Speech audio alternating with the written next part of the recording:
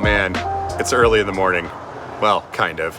Anyways, I decided I needed to get away from the Portland area for a while, and actually the entire state of Oregon. So I'm up here visiting a friend. The timing actually worked out pretty well. He needed to pick up this trailer. It was somewhere in the middle of the state of Washington, sitting in a giant mud pit, and they were waiting for it to dry out a little bit so they could drag this thing out of there. But I figured I would go meet him there, and then normally it's like a 6-7 hour drive between here and Portland. But I figured if I met him, then we could convoy on the way back. And I don't know, I don't have a problem driving long distances, but it's kind of nice to have other people around. So that worked out pretty well. I wound up driving the new van, which is that one right there. Did really well. It gets so much better fuel economy than the giant Ford van does. I mean, I did some quick math and it would have been like almost $500 in fuel to get here. Contrasting, it cost me 91 bucks to drive that thing up here. Off-roading with this was kind of interesting. Blew one of the tires on it, and then we wound up replacing the tire because there was a spare. But after blowing that tire, we went and got another spare tire in case we needed another one. Good thing we did, because that blew on the freeway.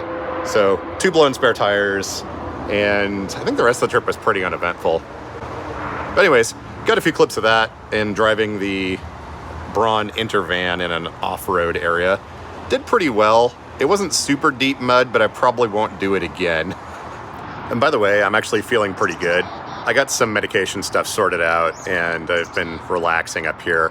It's really nice. My heart rate hasn't been over 102 in the last couple of days, which is kind of a miracle. But I figure getting away from the stress and everything and just basically switching off my brain and doing nothing at all for a while would be good. Got to do that every so often. But as far as everything else that's going on, I've got the autonomic dysreflexia kind of under control. Still waiting to hear back from the doctors and whatever, but like, oh, I just remembered. I had a bunch of footage I filmed I was going to use in this video, but it's on the editing computer at the bus. And the bus is like 400 something miles from here. I guess I'll have to use that in another video. But anyways, doing pretty good. Nice to get away every so often. And got some interesting stuff planned. We're actually going to do a few things to this blue van. We're going to go to a wrecking yard and try to find some parts that I need for it. And then also, I've got a really interesting thing we did last night. I've got a new idea for a project. If you're looking for a gasoline-powered wheelchair, I kind of came up with an alternative for that. And I was able to run around the acreage here and go places that my F3 would never, ever go. So let's take a look at the trip up here, some of the off-roading stuff, and then a little bit of gasoline-powered wheelchair.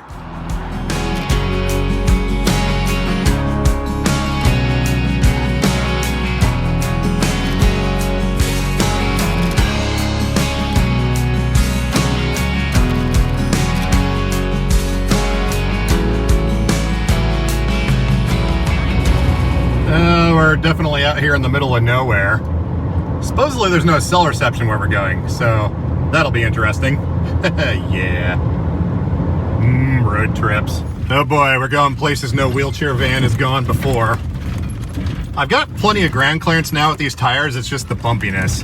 But I guess we got another 5 miles to go down here. Oh yeah. Okay, so this is where I'm calling it quits. That's too soupy, and over there it's a little hard to see. But there's no way this van's getting through here. So my friend's trailer is parked just up there. I guess I didn't mention what was going on. We're picking up his trailer that was stuck in the mud.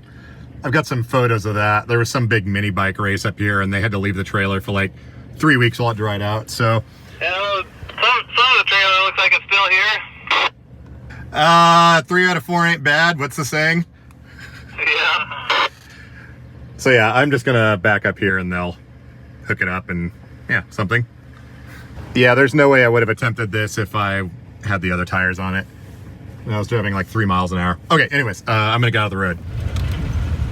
All right, well, I decided to bail because it started raining and I realized that a lot of those roads were gonna get really slippery, and I'm just gonna meet them out here. They got hooked up to the trailer last I heard on the radio, and yeah, it's a good thing I left when I did, because a lot of those roads I just barely made it out of. It wasn't like rock crawling or anything. I mean, something that a wheelchair van probably shouldn't do, but I didn't hurt anything, and it wasn't that bumpy really. So anyways, I'm gonna pull over and find a spot to wait for him down here somewhere. I'm sure there'll probably be at least 45 minutes or something. Hopefully they can get that trailer out of there. Those roads are sketch. Well, the trailer has been extracted. Was that fun getting out of there? We did it. That thing looks like it's bigger than the trail. It was. Although the trail is now that wide. Dude, I cannot believe that they fit that thing out of the trail. There's a lifted F-350 in front of it with 38-inch tires on it, and you can't even see it. Oh man. Well, we get back to pavement here in about a quarter mile. Then somewhere between 2 and 4 hours to where we're going. I guess we'll figure it out. Oh, and he lost a tire. So we'll probably have to stop somewhere and figure that out. This is exactly why you don't look at Google Maps. We're driving through someone's backyard. That was a really convenient shortcut that it had us take.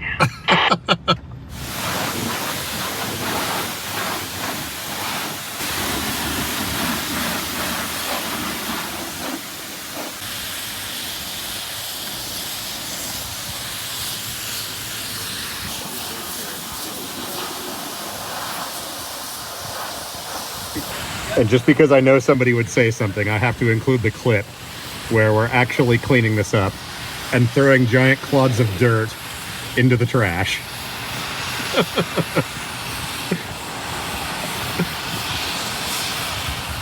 And we lost the tire on the trailer.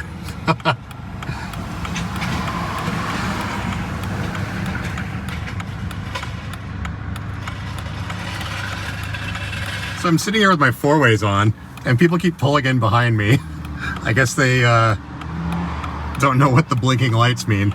There was just like 9 cars behind me a minute ago. Oh, fun stuff. So yeah, the tread came off in one piece and I ran it over.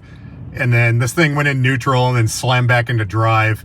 And then when we pulled off to the side of the highway, it was like slamming into gear when I put it between neutral and drive. They looked underneath there and said it looked okay, at least we're not leaking major fluids or anything. But I restarted the engine and that seems to be shifting fine, so I'll have to stick my head down there and see what's going on. Maybe we hit an electrical connector or a vacuum line or something. Although vacuum has nothing to do with the way these shift. Whatever, deal with it later. All right, we're finally here. I've been driving since 7 o'clock this morning, and right now it is 10:30 at night. Sweet.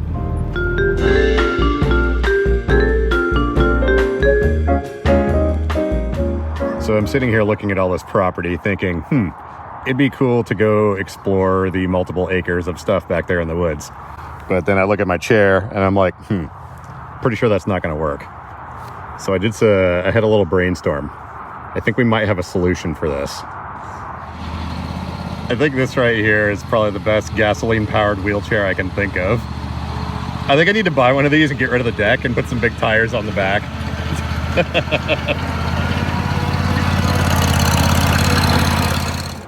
I think this is going to be pretty awesome. Factory hand controls and everything. On if you want. There we go. All right, cool.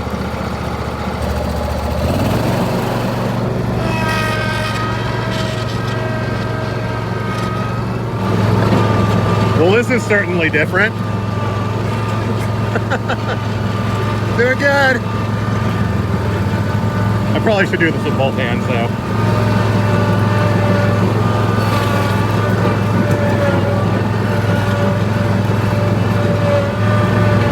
I don't know if I said it or not already, but I'm definitely going to get one of these mowers. This is friggin' sweet. Yeah.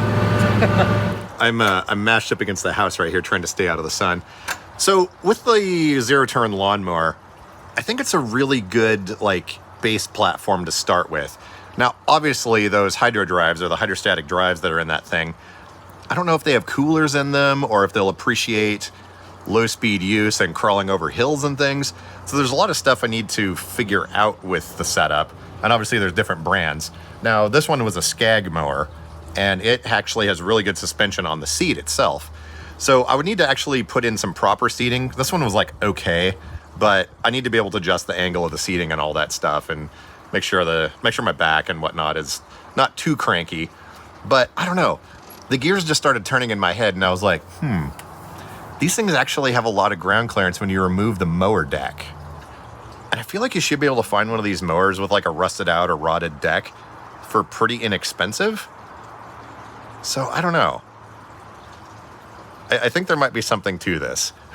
So I guess I only mentioned it in the live stream, but I got some new larger tires for this van. So this is a 2002 Dodge Caravan Braun Intervan conversion. And the stock tire size on it doesn't give you a whole lot of ground clearance. I mean, obviously it's a wheelchair van, so that's what you're gonna get normally. But I was able to have the tire shop stuff in these giant tires. These are 225 75 16s. But the cool thing about these is they're load range E, and they are 10 ply. Now, I always advocate, especially on wheelchair minivans, to get the highest ply rating tires or highest load rating tires that you can with the most plies possible. These vans are super heavy, and especially when you're turning and stuff, your sidewall strength comes into play. So these can go up to like 88 PSI. They're good for like 2,900 pounds each. But I wound up settling at about 55 PSI on these, and it worked pretty good. The camera is kind of making it look a little more than it is, but I let air out until there was just a little bit of deformation on the tires. Not very much at all, but basically your pressure rating needs to match what the weight of the vehicle is.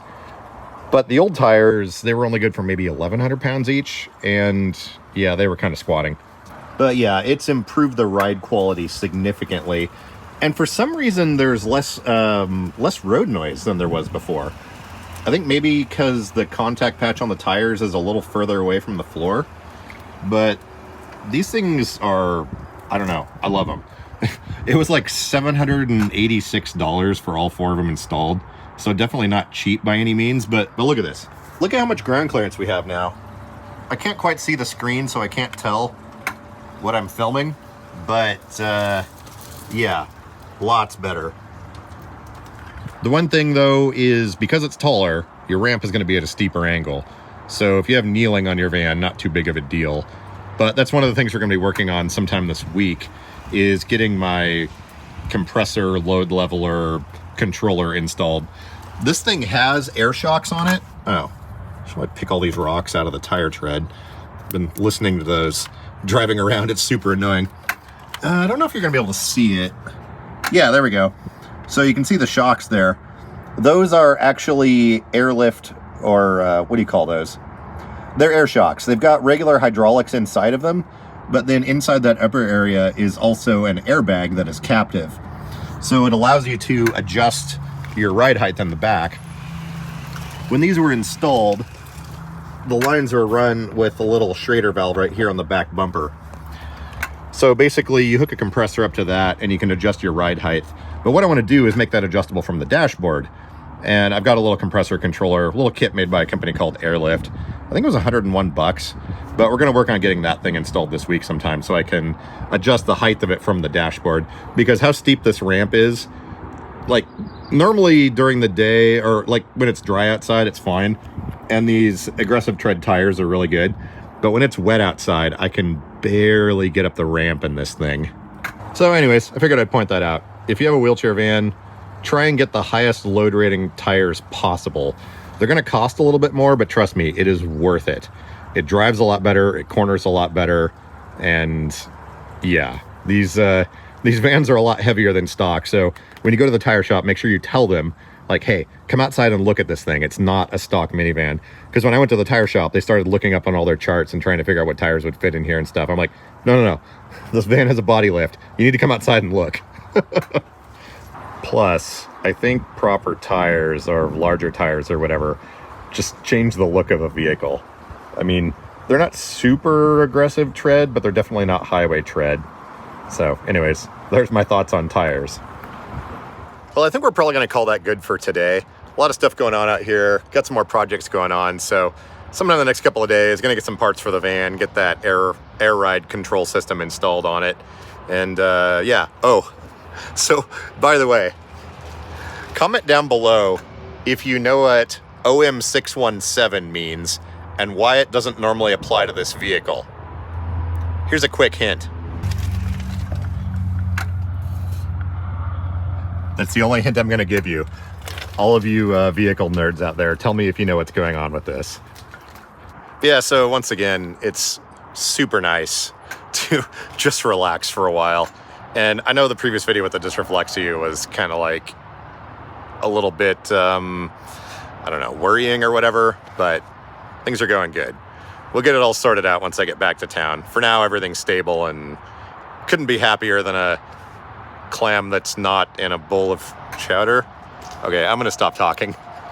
I'll catch you guys in a couple. Oh, the live stream will be on Thursday. I brought my live view with me. So I don't know where or what, but we'll figure out something to do. So there will be the normal live stream. So anyways, I'll see you guys then. Thanks for watching.